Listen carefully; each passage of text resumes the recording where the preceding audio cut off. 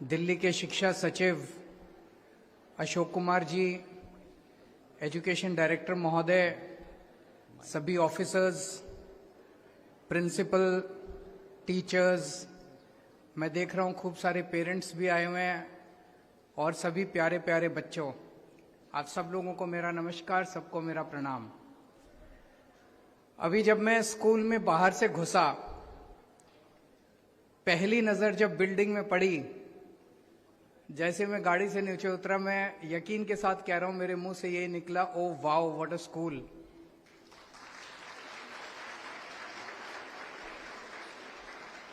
क्या शानदार स्कूल बना है, इतना खूबसूरत बाहर से दिखाई दे रहा था। उसके बाद बच्चों ने सलामी दी, एनसीसी के बच्चे थे शायद, उन्होंने सलामी दी और कितने प्रोफेशनल तरीके से उन्होंने सलामी दी। मैं बहुत सारे कॉलेजेस में भी जाता हूं, स्कूल्स में भी जाता हूं, तो बच्चों के सिंक्रोनाइजेशन में, इसमें कई सारी कमियां होती हैं, लेकिन क्या शानदार तरीकों से बच्चों ने सलामी दी। मैं उन सभी बच्चों को बधाई देना चाहता हूं। फिर जब अंदर अभी हम राउंड लगा रहे थे, इतनी फैसिलिटीज, इतना शानदार स्कूल, तो तब मैं एक बार तो मेरे मन में आया, काश मैं भी ऐसे ही स्कूल में पढ़ा होता। मैं हिसार का रहने वाला हूं और हिसार के सबसे बेस्ट प्राइवेट स्कूल में मैंने शिक्षा प्राप्त की थी, लेकिन वो सबसे बेस्ट प्राइवेट स्कूल भी इतना बेस्ट नहीं था जितना आपका स्कूल है। बहुत शानदार स्कूल है। सभी बच्चों को, सभी पेरेंट्स को, सभी टीचर्स को बहुत बहुत बधाई कि आपको इतना शानदार स्कूल मिला है। मुझे पता चला यहाँ पे 54 से ज्यादा क्लासरूम्स हैं, 2 बड़ी बड़ी लाइब्रेरीज हैं, 13 से ज्यादा लेबोरेटरीज हैं। अभी हमने कंप्यूटर लैब देखी, उसी तरह की 13 लेबोरेटरीज हैं अलग अलग, और 18 एक्टिविटी हॉल हैं, एक मल्टीपर्पज हॉल है। इतनी शानदार फैसिलिटीज। दिल्ली के जो बड़े से बड़े नामी गिरामी स्कूल भी हैं, मैं आपको चैलेंज कर सकता हूं, वहां भी इतनी फैसिलिटीज नहीं होंगी जितनी आज आपके स्कूल के अंदर है। तो अब हमारी कोशिश है कि दिल्ली के बच्चों को बेस्ट से बेस्ट शिक्षा मिलनी चाहिए, चाहे कोई अमीर का बच्चा हो, चाहे गरीब का बच्चा हो, सब लोगों को अच्छी से अच्छी शिक्षा मिलनी चाहिए। यहां पे 1200 के करीब बच्चे एडमिशन लेंगे, और अभी परसों हम लोग किराड़ी गए थे। किराड़ी में हम लोगों ने 4 नए स्कूल्स का उद्घाटन किया। उन 4 नए स्कूल्स में 10,000 बच्चे पढ़ेंगे। पिछले 1 साल के अंदर मैं कैलकुलेट कर रहा था, हमने दिल्ली में इतने स्कूलों का उद्घाटन किया है जिसमें लगभग 1,00,000 1,50,000 बच्चे पढ़ेंगे।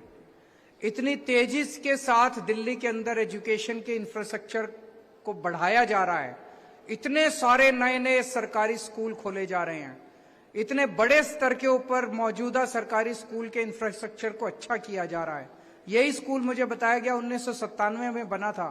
इसकी बिल्डिंग जो है जर्जर हो गई थी, इसको अनसेफ डिक्लेयर कर दिया गया था, और उस बिल्डिंग को तोड़ के आज ये नई शानदार इमारत बनाई गई है।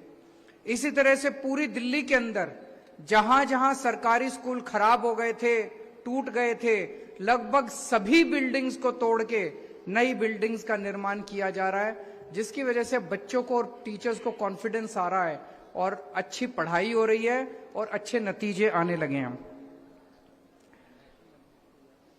पहले क्या होता था कि एक प्राइवेट स्कूल का बच्चा, एक सरकारी स्कूल का बच्चा आपस में मिलते थे, तो सरकारी स्कूल के बच्चे में एक हीन भावना होती थी। वो जिस स्कूल में जाता था, टेंट वाला स्कूल होता था, टिन वाला स्कूल होता था। प्राइवेट स्कूल में जो बच्चा जाता था, उसकी शानदार बिल्डिंग होती थी, शानदार एजुकेशन होती थी, शानदार नतीजे आते थे। तो एक सरकारी स्कूल के बच्चे में हीन भावना होती थी। अब वो खत्म हो गई है। अब मैं सरकारी स्कूल के बच्चों से इंटरैक्ट करता हूं, क्या शानदार फर्राटे की अंग्रेजी में कई सारे बच्चे बात करते हैं, नीट में क्लियर कर रहे हैं, नीट के मेडिकल में जा रहे हैं, आईआईटी में जा रहे हैं, इंजीनियर बन रहे हैं, अलग अलग स्ट्रीम्स के अंदर अब हमारे सरकारी स्कूलों के बच्चे जा रहे हैं। अब मैं कह सकता हूं कि सरकारी स्कूल का बच्चा भी फक्र से कॉलर ऊंची करके कह सकता है कि मुझे गर्व है कि मैं सरकारी स्कूल में पढ़ता हूं, दिल्ली के सरकारी स्कूल में पढ़ता हूं। जिस तरह की फैसिलिटीज आज हमारे बच्चों को मिल रही हैं, ये फैसिलिटीज किसी भी प्राइवेट स्कूल के बच्चों को आज नहीं मिल रही। और हमारे लिए सबसे बड़ा पुण्य का काम है गरीबों के बच्चों को अच्छी शिक्षा देना। मुझे लगता है इससे बड़ा पुण्य का काम नहीं हो सकता। मुझे लगता है जब मेरी मौत आएगी तो मुझे इस बात की संतुष्टि होगी कि मैंने हजारों लाखों बच्चों को अच्छी शिक्षा देने के लिए दिल्ली के अंदर इंतजाम किया। कम से कम मेरी जिंदगी इतनी तो काम आई। तो ये बहुत पुण्य का काम है। जब हमारी सरकार बनी थी, हमने भी एक सपना देखा था। हमने सपना देखा था कि सबको समान शिक्षा मिलनी चाहिए, चाहे अमीर का बच्चा हो चाहे गरीब का बच्चा हो, सबको समान शिक्षा मिलनी चाहिए। उस वक्त समझ नहीं आता था, हमारे अंदर नीयत तो थी, हम करना तो चाहते थे, लेकिन ये कैसे होगा बड़ा मुश्किल नजर आता था, बड़ा मुश्किल लगता था। लेकिन नीयत थी, लगे रहे। आते ही बजट खूब बढ़ा दिया हम लोगों ने। शिक्षा के ऊपर खर्च होने वाला पैसा दिल्ली बजट खूब बढ़ा दिया। पहले भी उतना ही बजट होता था, अब भी उतना ही बजट था। प्रायोरिटी अलग अलग थी। पहले अनाप शनाप की बेफिजूल चीजों के ऊपर पैसा खर्च होता था। हमने तय किया भाई बाकी सारी चीजें तो बाद में भी हो जाएंगी, सबसे पहले बच्चों को अच्छी शिक्षा का इंतजाम करना है। आते ही हमने दिल्ली में शिक्षा का बजट पहले 5,000 करोड़ था। जब हमारी 2015 में सरकार बनी, उसके पिछले साल 5,000 करोड़ का बजट था। आते ही पहले साल में हमने उसको 10,000 करोड़ का बजट कर दिया, एक स्ट्रोक के अंदर। तब इतने सारे सरकारी स्कूल बनने लगे। ऐसे ही नहीं बन रहे इतने सारे अच्छे, इतनी सुविधाएं जो मिल रही हैं, पैसा खर्चना पड़ता है। आपको जान के ताज्जुब होगा, अभी देश का बजट आया, पूरे देश का, केंद्र सरकार का। केंद्र सरकार के बजट में पूरे देश के लिए शिक्षा और स्वास्थ्य के लिए, स्कूलों और अस्पतालों के लिए मात्र 4% बजट है पूरे देश का। और दिल्ली में हम दिल्ली के बजट का 40% हिस्सा शिक्षा और स्वास्थ्य के ऊपर, स्कूल और अस्पताल के ऊपर खर्च करते हैं। इसलिए इतने शानदार स्कूल बन रहे हैं, इतने शानदार अस्पताल बन रहे हैं, मोहल्ला क्लिनिक बन रहे हैं। तो जब हमारी सरकार बनी, हमारा मकसद था कि सबके गरीबों के बच्चों को भी अच्छी शिक्षा मिले। तो कई लोग कहते थे ऐसा करो जी, ये कंपलसरी कर दो, ऑर्डर जारी कर दो कि सारे आईएएस अफसरों के बच्चे, आईपीएस अफसरों के बच्चे, मंत्रियों के बच्चे सरकारी स्कूल में पढ़ेंगे। जबरदस्ती कर दो। जबरदस्ती करने से शिक्षा अच्छी नहीं होती। हमने दूसरी चीज अपनाई, दूसरा आइडिया अपनाया कि हम सारे सरकारी स्कूलों को इतना अच्छा कर देंगे कि सभी मंत्री, आईएएस अफसर अपने अपने बच्चों को वॉलंटरली इन स्कूलों के अंदर दाखिल कराना चालू करेंगे। और आज मुझे कहते हुए खुशी हो रही है, हमारे कई एमएलए ऐसे हैं जिन्होंने अपने बच्चों को प्राइवेट स्कूल से निकाल के सरकार, गुलाब सिंह है हमारे मटियाला वाले, अमानतुल्लाह खान है हमारे ओखला वाले, और भी कई एमएलए हैं जिन्होंने अपने बच्चों को प्राइवेट स्कूल में पढ़ रहे थे, अच्छा खासा पढ़ रहे थे, उन्होंने उसको निकाल के सरकारी स्कूल में भर्ती कराया, क्योंकि उनको लगता है कि उनके एरिया का सरकारी स्कूल अब बहुत अच्छा हो गया। बहुत सारे ऐसे लोग हैं जो अपने बच्चों को, बड़े बड़े लोग हैं, बहुत बड़े वकील हैं दिल्ली में, सुप्रीम कोर्ट में उनकी वकालत है, उनसे मैं बात कर रहा था। उन्होंने अपने बच्चों को अभी बहुत बड़े प्राइवेट स्कूल से निकाल के, उनके पास बहुत पैसा है, पैसे की कमी नहीं है, उनको लगता है कि सरकारी स्कूल अब जो उनके घर के पास बना है उसके अंदर जो सहूलियत है वो प्राइवेट स्कूलों के अंदर सहूलियत नहीं है। मैं एक क्लास में गया एक सरकारी स्कूल में, मैंने वहां बच्चों से पूछा, मैंने कहा कौन कौन बच्चे प्राइवेट स्कूल से नाम कटा के आए हैं? 7-8 बच्चों ने हाथ उठाया। उनमें से मैंने एक बच्चे से पूछा कौन से स्कूल से आए हो? बोला सेंट कोलंबस से। तो सेंट कोलंबस से नाम कटा के बच्चे अब सरकारी स्कूलों के अंदर भर्ती हो रहे हैं। अच्छा ही हो रहा होगा, इसीलिए सरकारी स्कूल के अंदर लोग अपने बच्चों को प्राइवेट स्कूल से निकाल के। तो हमारा ये मॉडल सक्सेसफुल हो, हमने सबके लिए अच्छी शिक्षा का इंतजाम किया, हमने ऑर्डर पास करके जबरदस्ती नहीं की। अब इतनी अच्छी शिक्षा है कि लोग अपने आप अपने बच्चों को सरकारी स्कूल में पढ़ाना चाहते हैं। आप भी अपने लिए सपना देखना। जो बच्चे सरकारी स्कूलों में पढ़ते हैं, गरीब परिवारों से तो जरूर आते हैं, लेकिन हर एक के मन में एक सपना होता है, वो कुछ करना चाहता है, वो कुछ बनना चाहता है, लेकिन पहले वो सपना पूरा करने के लिए साधन नहीं होते थे उनके पास। बच्चों के सपने मर जाया करते थे, लेकिन अब हमने आपके सपनों को पर दिए हैं, आपको सारी सहूलियतें दी हैं, आपको सारे साधन दिए हैं। अब अपने सपनों को पूरा करने के लिए जी जान लगा देना। आईआईटी का सपना देखना, डॉक्टर बनने का सपना देखना, बड़ा वकील बनने का सपना देखना, लेकिन जिंदगी में जो कुछ भी बनो, ये याद रखना कि ये जो शिक्षा आप लोग पा रहे हो, ये जो फ्री की शिक्षा लग तो रही है फ्री की है, लेकिन जिंदगी में कुछ भी फ्री में नहीं मिलता।